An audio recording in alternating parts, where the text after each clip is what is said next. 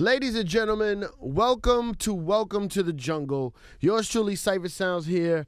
What I do is I expose you to new artists, up-and-coming artists, people that I feel are going to take over the game. Now, we have Mr. Banana Republic. How are you, sir? I'm kidding. I'm kidding. His name is Mr. Ivory Snow. What's going on, Cipha? Okay, when I hear Mr. Ivory Snow, I think of a white man. Really? Yeah, Ivory is white, Snow is white. Right. I call white people Mister. Right. How does that work? Because you are not white. Okay, so my Ivory is my real name, in fact. Right. So my dad, I'm gonna give you the short story. My dad, he was light skinned, but he has a different name. But instead of his friends calling him like racist things because he was born in that time, they called him Ivory instead. So then he inherited that name and gave it to me. Nice. So I was in a grocery store one day. I had like some really, really bad rap names, and I was in a grocery store. Have. Yeah, like MC Skyscraper, like it was just terrible. So like one day I was in a grocery store and I was like, man. And I'm in the detergent aisle, and I'm looking at the Tide, and all of a sudden the Ivory Snow is there. And I'm like, I don't know if this sounds kind of suspect. And I was like, all right, well, let me try it. And I was like, all right, Ivory Snow. But I was like, it sounds too girly because, there was a porn star. The first Ivory Snow lady was a porn star. And I was like, all right, I don't want anybody to call me a porn star. So I was like, let me just add the Mr. there to make it more masculine. And there's the origin of Mr. Ivory Snow. So, all right, so I really let people like people I've had on here. I had Yellow Wolf before he blew up. Right. Boom.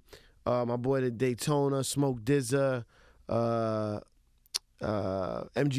You know what I'm saying? What's your lane that you feel you're going to make a big move in, your mark in the industry? Or not the industry, but the rap. Right. Genre. My lane, most definitely. I'm a huge D'Angelo and Dilla fan. So a lot of my music is very neo soul inspired.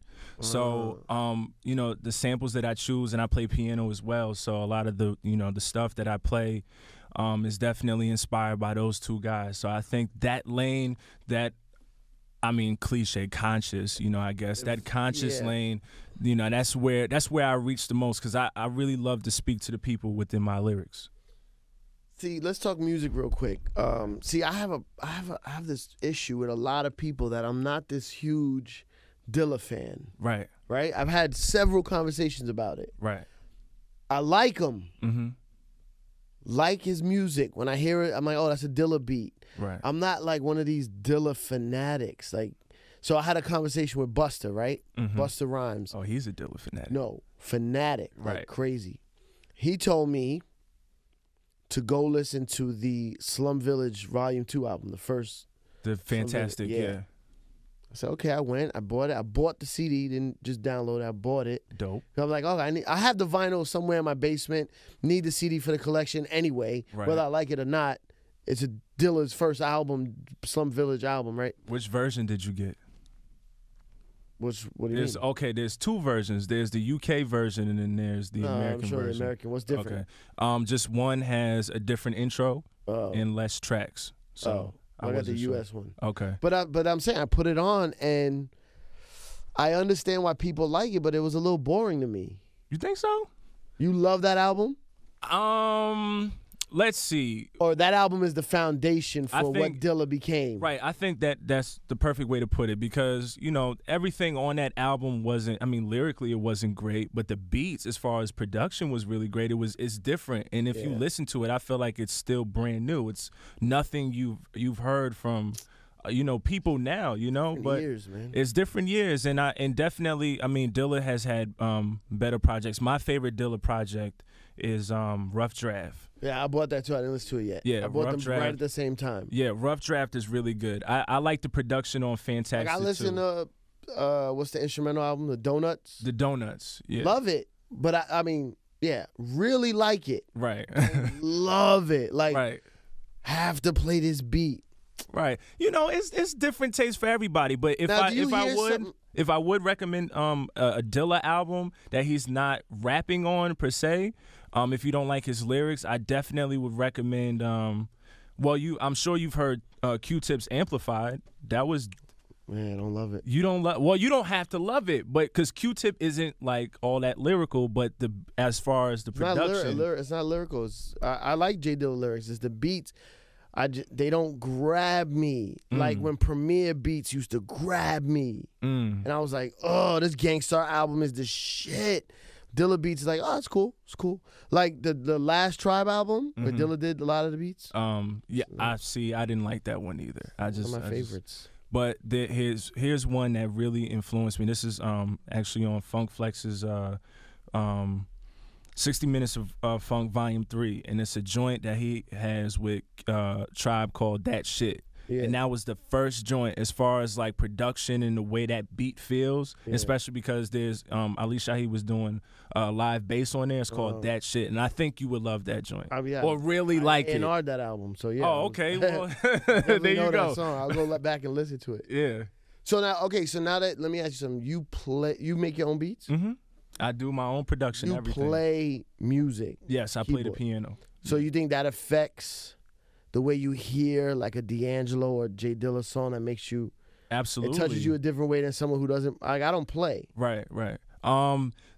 It touches me in a way you don't hear a lot of hip hop producers that do produce, they don't really know how to play. Not at all. Instruments. They're MPC based, and then they use different frequencies to make bass lines, and then try to like try to mask their samples, but me playing an instrument, piano, it just helps me to hear things better. And plus, I'm an engineer as well. Like I produce and I ears are crazy. Right, so my ears are crazy. So like every little thing counts.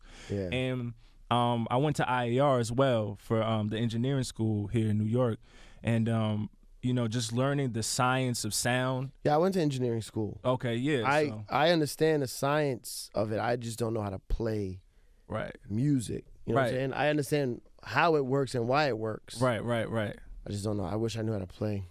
Gotta practice. Hey, yeah, I'm not the greatest player. I mean, I only have like maybe a year of jazz background, but I mean, YouTube is great. I'm self-taught. Time, yeah, and it takes time. Takes a lot of time. So why did you rap first or produce first? No, I rap first. Rap first. Yeah. That album, the Funk Flex and Jay-Z, In My Lifetime was like that album for me. Oh, and this Will Smith record, I know it's weird to say Will Smith, but he's got this record called From the South, which is like his hardest record ever, and that's really the only song besides Getting Jiggy with It, but it's like this real hard record that he put out on this the CD single, because back in the days when they had the CD singles. And that made you rap? And that made me Will rap. Smith From the South. Will Smith From the South, yeah, it's definitely a dope record. And then when I was 15, I started producing. And then when I was 16, I started dabbling in pianos. And I just kind of like try to figure out things for myself. And then 17, that's when I took lessons. And then so gotta have knowledge. I suggest everybody go play an instrument, or at least go learn engineering. If you don't want to play an instrument, go learn how to engineer your own records. Everyone meaning that wants to get into music. Everyone should have knowledge of something, just hands on. Music people. Oh, I got to say, like everyone in the world should learn how to engineer. No. I'm sorry. Everybody who does music. I'm sorry. Yeah. Trey Songz comes from a camp where he came to my house once to record when I used to manage Nina Sky. Mm-hmm. We were engineering, and he took over the session and engineered the whole thing. His vocals, their vocals, everything. Right. He's nice. Like, he knows his way around a studio. Like, got to.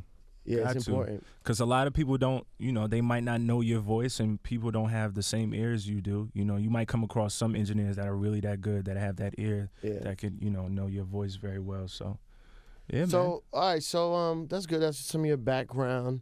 Now, what's your content like? I know you got the album, or is it an album or? Yeah, it's an album. Sex After Smoking. My content, basically, this album is about 4 different relationships. It's a relationship with my mother and my father, and it's a relationship that I had with an ex, and a relationship with myself. And basically, it's the foundation is a lot of abuse, because I came from an abusive background. Really? Yeah, as far as like, not really my father wasn't physically abusive, but he was more verbally, and he left me at a young age. So I kind of incorporate that. And when you know, you come from a background like that, you attract people who are like you because you try to like confide in something that you're comfortable in. So I end up coming across this girl who was abused as well. Like she came from a really abusive background, and basically we crashed and burned really quickly. And she affected my life enough for me to write a whole album. Wow. And that was really, Sex After Smoking is really about therapy. And the reason why it's called Sex After Smoking is that was the only thing that would keep us from fighting with each other, was having sex and smoking weed. Yeah. And that was the only thing we could ever agree on. And other than that, we were just dysfunctional. I know. It's that comfort level. Right. So it's definitely a lot of drug abuse, alcohol abuse, verbal abuse, physical abuse, and just learning to find yourself in having to deal with yourself and your demons. So let me ask you this. So you have those issues, you break up, whatever, it inspires you to make this album, the music. Do you feel when you release these feelings with lyrics and music, do you feel more free afterwards? Absolutely. Was your brain hurting before and then now it's not hurting as much? Absolutely, absolutely. I mean, of course, you know, the relationship always stays with you because it's something, especially that tragic for me, it's always going to stick with me. It's just, you know, it's all a learning experience, but definitely it's definitely free. It's a little embarrassing at first, you know, because it's like you're exposing yourself and you have to explain yourself to other people, like what happened. Because I have some really songs that are very, very deep and in depth, and it's even to the point like where my mom can't even listen to it because it's just it's so real for her because she went through it with me. Yeah. So yeah. I don't know why it's so hard for our type of people to talk about this stuff. Because now I go to therapy, and now I love talking about my problems because you get it out. Right. You know what I'm saying? But I'm in my 30s, like I was fucked up in my 20s, like just stressed, depressed, and now I'm like, why was I even stressing? Like, just get it out. Right. You got to get it out. It's hard though. We don't learn that. Yeah, it is. It is very hard, especially if you don't have the proper guidance, and just dealing with yourself is one of the hardest things you can do. And he's always there. Right. Yeah. He's always in that goddamn mirror. Stop looking at me. Right. and just doing years of therapy myself and just trying to find myself, and you know, in order for me to get through these problems that I have, you know, especially like with my father leaving, because I have the hardest time trusting people, and I have a crazy temper. So, you know, this album, Sex After Smoking, is definitely, you know, I definitely exposed myself, and I feel like that's what's going on now, especially with young kids, and with things like Tumblr and Facebook, and you see all these pictures of a whole bunch of things that aren't tangible at the moment, and you know that thing, you know, it makes people depressed because it's like, oh my god, you see these pictures of like people in love and, you know, all these perfect pictures, and you know that stuff that's, you know, that could definitely ruin your self-esteem if you're not a strong-minded person. So I know that was like went kind of deep just now. No, it's good. It's good. Yeah, fucking Daytona didn't get this deep. Now, so now music-wise, like, the game is hard, so much harder now. How you find yourself trying to make a name for yourself? What's the things you got to do, or things that you do? Man, well, first of all, I come from Connecticut, and I think being from Connecticut, that's one of the hardest markets for me because we only have one hip hop station, and they only cater to their region. They don't. And Stanford, where I live, you guys cater to us because we get you guys and the other hip hop station, and as far as I'm still figuring that out. So you're in a rough place just straight up because of geography. Right, just straight up because of just because of geography, and there's no like New England movement. Like the South had a movement, the West Coast had a movement. Right. I mean, there is a in fact a New England movement. But it's not exposed as much. There's a lot of great things going on within the New Britain area, New Haven, and Massachusetts and Meriden, and way up north in Connecticut. They have a strong movement there, and you know, guys like Chris Webby and Apathy, they have a name for themselves in Connecticut. No, I know there's a lot of people there, just no one has quote unquote popped off yet. You need that one to smash open the door. Right. And it also, you know, the part of actually coming together and doing something, because New York, you know, y'all came together, and New Jersey came together. Everybody else learns how to be unified, at least for the moment, and then, you know. And what people don't know is that there's rough parts of Connecticut. Absolutely. There's gangster. I go out there and DJ, and they want the hardest record. I'm like, yeah, you be out in Bridgeport. Yeah. Have you been? Where else have you been in Connecticut? New Haven, Waterbury, Haven. Dirty Water. Shout out. Yeah, you in the I've cut. been all this everywhere there's hood in Connecticut. I've been. Right, Like, and that's the thing that people don't understand. Well, in Stanford there is no real hood, and I know when people hear this they're gonna get upset. But like the hoods in Stanford, like they look like Holiday Inns. Yeah. Like they're just that nice. Yeah, you know, yeah, you might have some ignorant dudes. Yeah, of course. But you know, but it's not really a hood. But as far as like a project for real, that's in Bridgeport, Norwalk, New Haven, those areas. Like that's for real, for real. Yeah, it's So, crazy. It definitely is a rough market. So just, you know, trying to find my way and having to be different. And I think, you know. You sound like it, man, and you definitely seem like you're on your way, man, and I really appreciate it. The sound you're trying to do, the music you're trying to do, keep hip-hop alive. That's very preachy. But yeah, keep hip-hop alive. And how do people find you? Just give all the information. Okay, well, you can find me at Twitter, Mr. Ivory Snow, Facebook, Mr. Ivory Snow, and you can YouTube me as well. And on SoundCloud, all music sites, SoundCloud, Facebook, Twitter, and Facebook is all Mr. Ivory Snow, and including Tumblr. Right. So everything on the internet. Everything on the internet. All my music is everywhere. You can Google it. It'll just pop right up. It'll be right there for and it's free. So download Sex After Smoking. I promise that you're going to love it. I mean, you know, it's all things that we can all relate to. It's nothing that's a fad or I'm trying to pretend to be anything. It's just, you know, something that'll definitely hit home, and it's structured very well. It's actually it has poetry as well if you love poetry, just to kind of like mesh the album together. It's broken up into 4 parts. Wow, that's dope. Yeah, so it's the ambition, the me falling in love, me breaking up with her, and then me finding myself again through all of my, you know, my family problems, and you know, just trying to make it as a music lover. And oh man, congratulations. Definitely be on the lookout. Welcome to the jungle. Cipha Sounds, Mr. Ivory Snow. Look it up now. Peace.